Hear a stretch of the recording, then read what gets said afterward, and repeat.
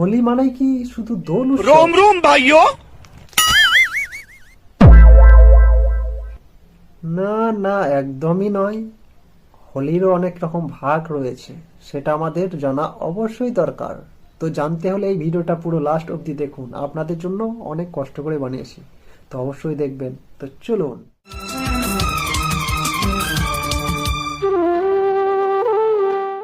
होली में रंग गुलाल बनाएंगे, भाभी के संग होली में रंग गुलाल बनाएंगे, आएंगे कभी दिवाली जिनका दीप जलाएंगे, दिल कर देगी छैया, दिल कर देगी छैया। दीवाने हैं हम आशिक मस्ताने हैं, ये आशिक लुटे। अरे छोटी साली कहे सुनो जी जान मेरी बात बड़े दिनों में आए, ये जीजा बड़े दिनों में आए।